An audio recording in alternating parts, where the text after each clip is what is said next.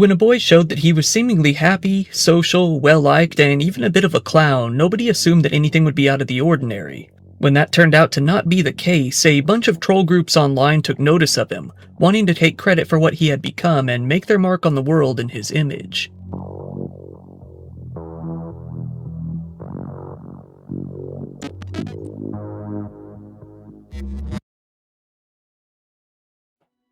Now and then we have these stories where killers will post about what they're going to do, usually very vaguely to all manner of different websites. Image boards like 4chan, 8chan, and the like are pretty common for that. What's even more unusual is when a group commandeers the story after the fact and uses it to kind of go wild. Let's start at the beginning.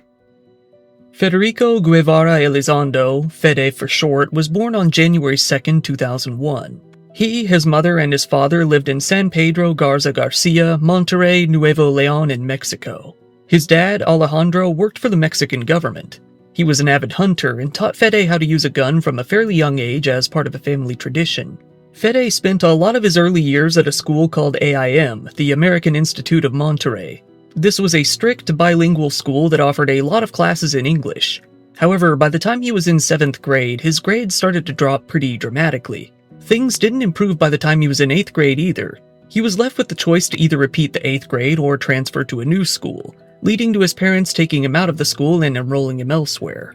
Starting in high school, Fede then came to attend the Colegio Americano del Noreste de Monterrey, another school that seemed to place a heavy emphasis on learning English.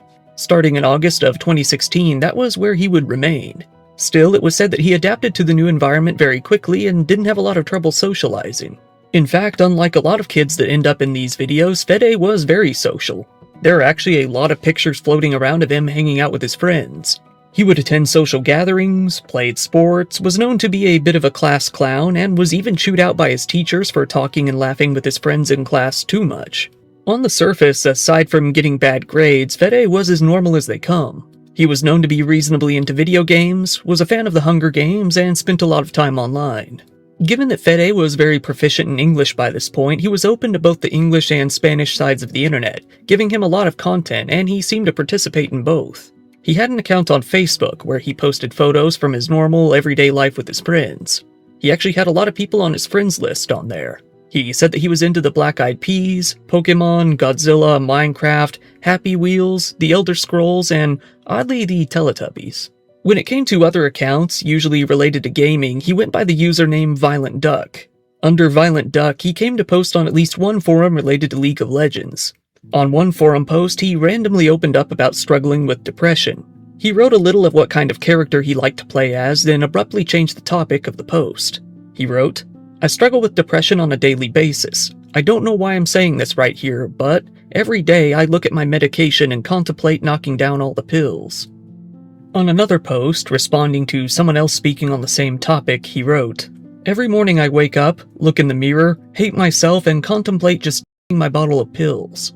It's a bitch to fight depression, but still I'm trying my fucking damnedest. I don't want to disappoint my family and the few friends I have. It's a very long battle. Depression is a fucking monster that tries to eat you alive and beat your ass down. I've been fighting it for 5 years.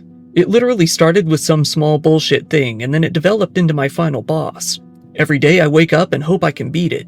That's why I haven't ended my life yet. I realize it's a permanent solution to a temporary problem, but that's just my view and story on it." He posted to Twitter as well, still under the same username. At this point in time, the majority of his profile has been deleted. It is known that, of the few things that remain, there is a bio that reads, "Do you like hurting other people?" One of the only other things on the account is a meme he shared that says, "Sex, drugs, and rock and roll must be updated to hentai, antidepressants, and vaporwave." In 2016, Fede's depression was a bit noticeable to his friends for the first time. Despite seeming to be in good spirits, he refused to help to put together some school events like he used to, the Christmas party, for instance. His parents began to take him to the doctor to see what was wrong. Still, it appears that his doctors didn't find his depression too serious and sent him away without much more than some mild medication. Fede, behind the scenes, was planning something big, and frustratingly, he would never detail his reasons as to why. As you may expect, he planned on carrying out an attack on his school.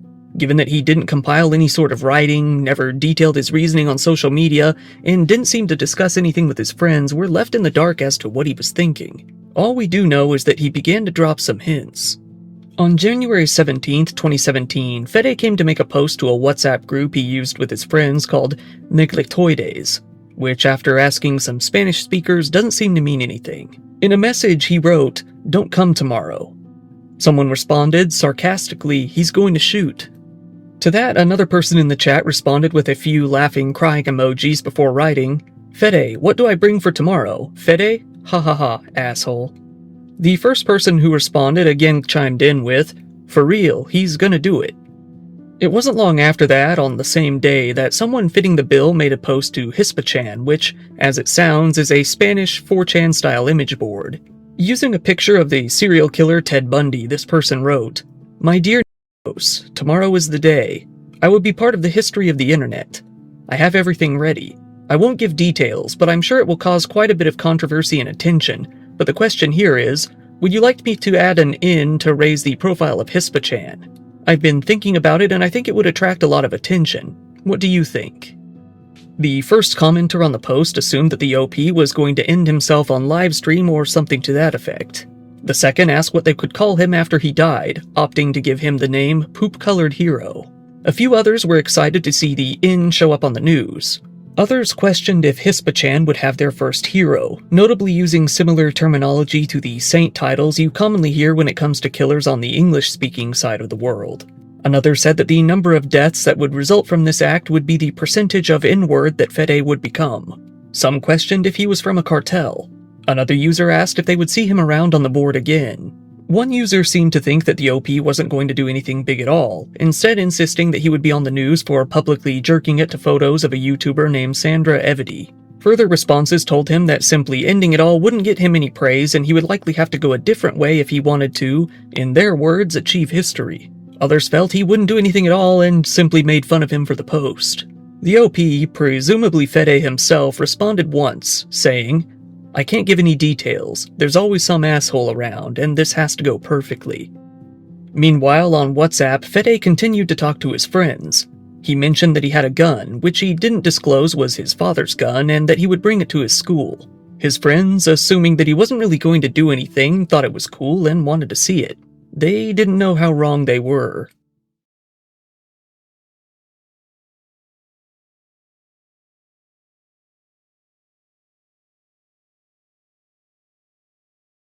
The morning of January 18th, 2017 came around and Fede packed his father's .22 caliber pistol into his backpack.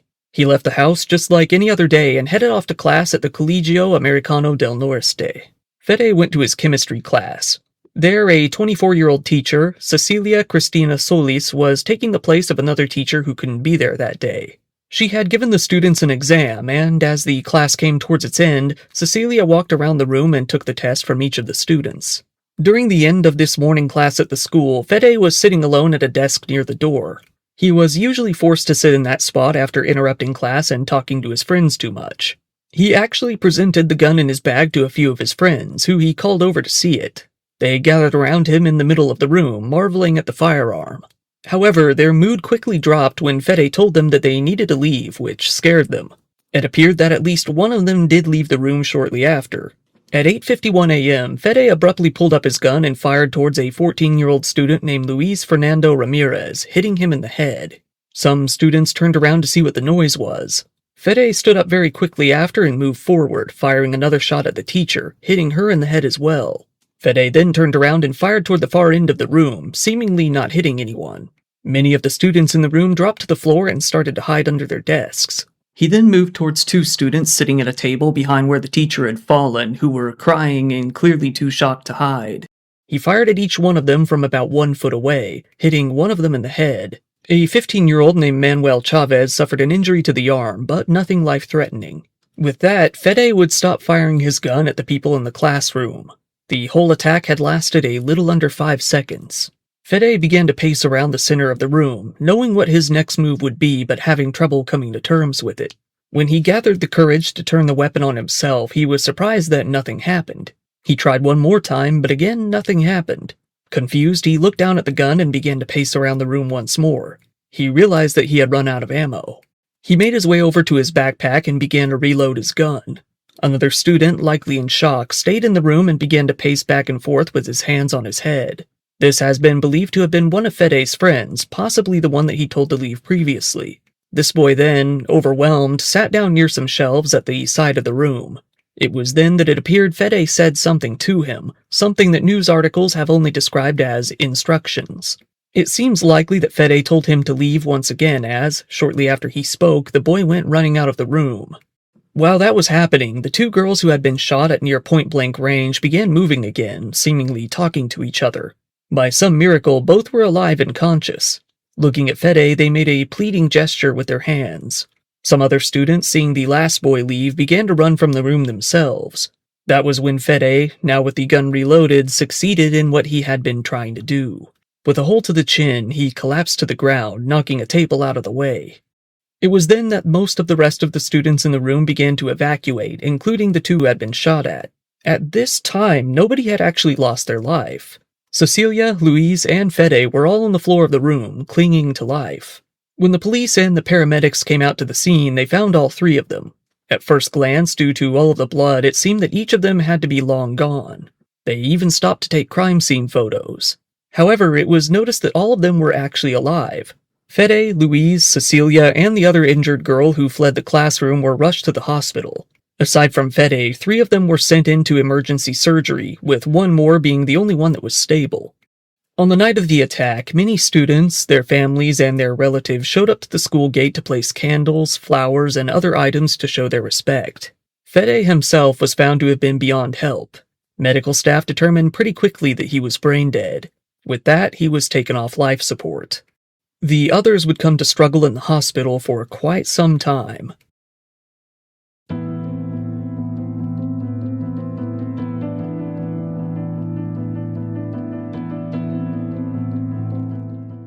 With Fede being beyond all help, his parents decided to donate his organs.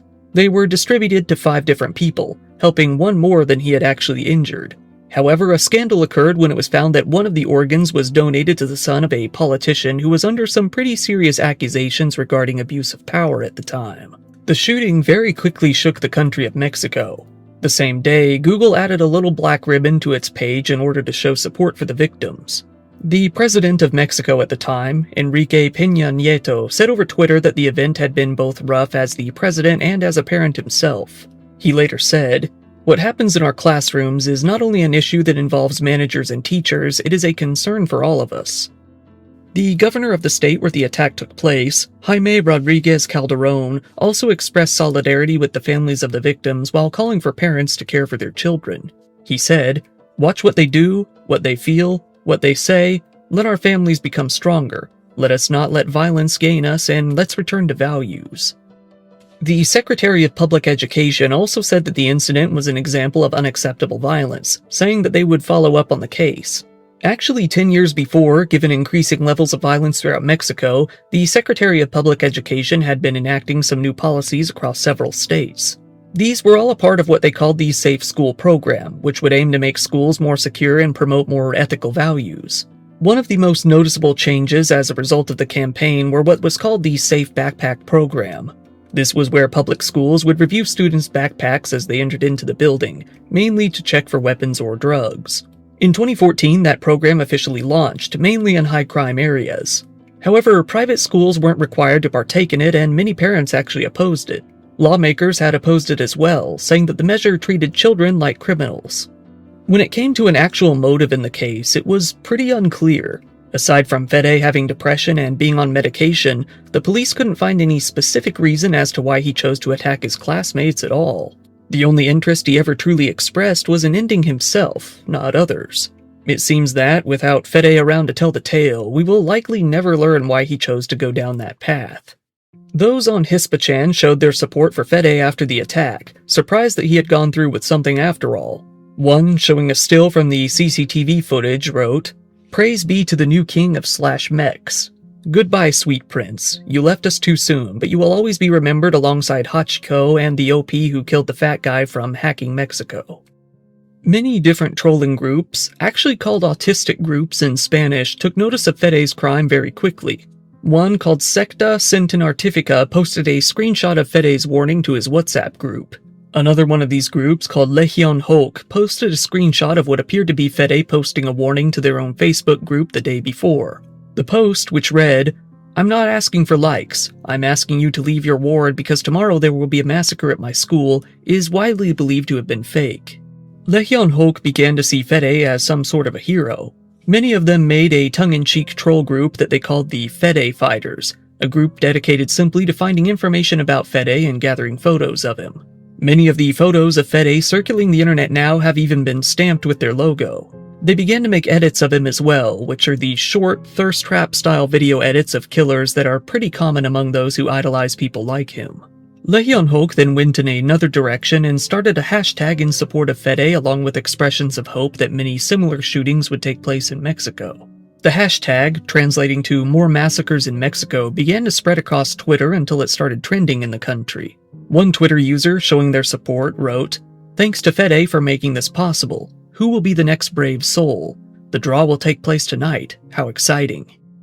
Another responded with a comment, writing, "Let's support Hulkian Federico for his courage today in Monterrey." Many others continued to show their support in a similar manner. A subgroup of Legion Hulk, who called themselves Legion Hulk Rojo, actually decided to hack the Facebook page of Fede's school afterward as well.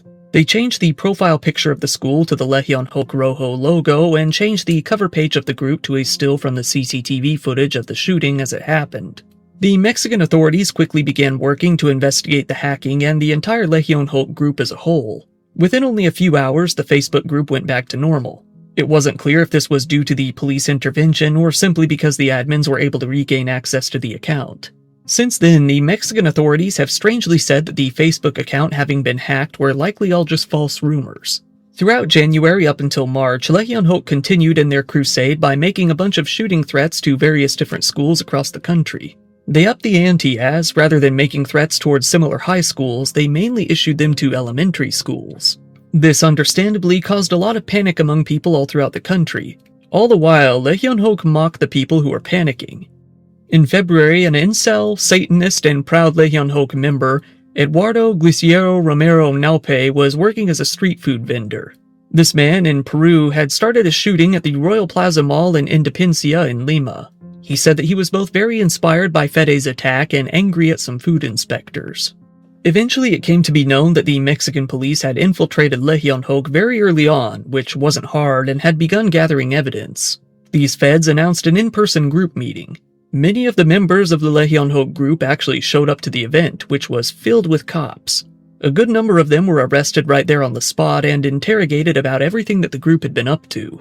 These arrests really spooked a lot of the other so-called autistic groups. However, it also led to a lot of mockery. The leader of another group ended up drafting up a fake tabloid image, one that said that Legion Hulk members had, quote, raped a sheep to death. While a lot of people understood it was a troll, many others thought that it was actually real. Another troll group within Mexico, Seguidores de la Grasa, had a subgroup that wanted to give themselves credit for the massacre and become more popular than Legion Hulk, who had been accused of being behind it. However, this came to be a double-edged sword. With the controversy surrounding Legion Hulk, many of these other groups came under much more scrutiny. These other groups, feeling the heat, decided to issue statements clarifying that they weren't involved after all. Some of them posted very long-winded testaments as to their innocence. Miraculously, the two students who had been shot in the head, 14-year-olds Ana Cecilia Diaz Ramos and Luis Fernando Ramirez, made a recovery and were both discharged from the hospital. The outlook had been very bad for the both of them, but somehow they managed to pull through. Luis had faced a particularly horrible injury, with some of his brain matter having been visible in the crime scene photos the police had taken. Still, aside from having trouble moving his legs, he was all there mentally. He went into physical therapy and it seems that now he's doing fairly well in life. He's seen in photos, smiling happily with his parents who came very close to losing their son. Since his discharge, he has spoken to the media about his recovery and hopes for the future. The teacher who had been shot, Cecilia Cristina Solis, wasn't doing as well. In February, it was reported that she had shown some significant improvement and might be allowed to recover at home soon. However, she soon suffered from respiratory arrest.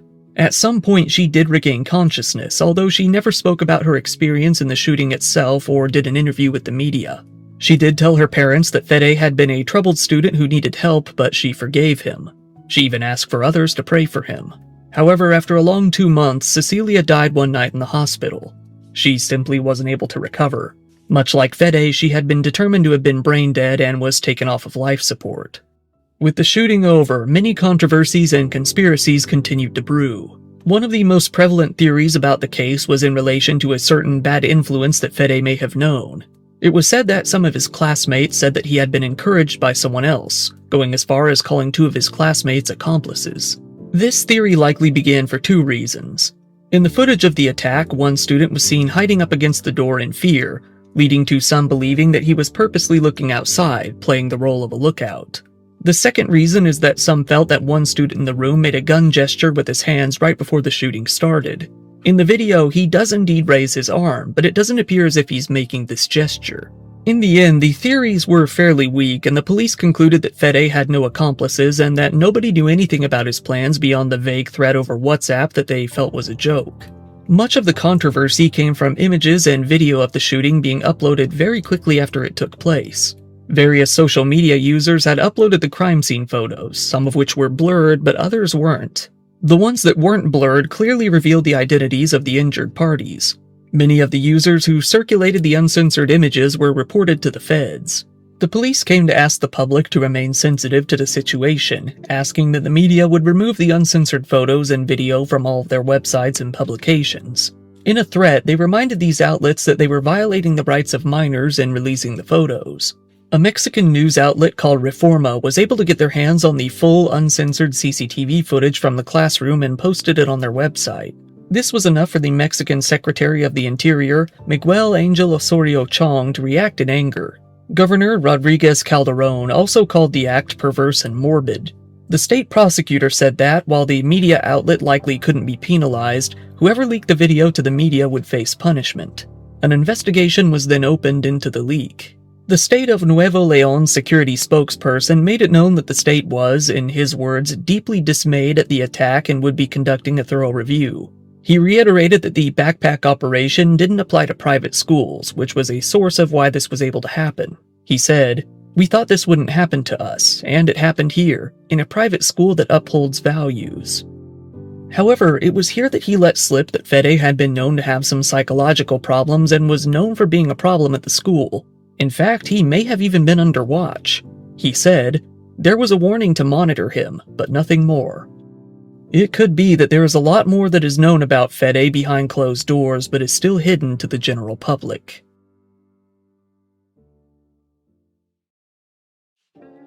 Once again, thank you for watching my video. If you found it interesting, please give it a like, it really helps me out in the algorithm, and feel free to subscribe if you want to see more content like this. These days I have a merch store that you can clothe yourself in some clothing. If you want, go ahead and follow me on social media. If anything ever happens to the channel, or if you just need to get a hold of me, that's the easiest way to do it. I also really appreciate when people subscribe to my Patreon. There you can get videos early, ad-free, and uncensored. Channel memberships are up too, and you can get most of the same benefits there as well. Once again, this has been your host Kyle. Thank you, and good night.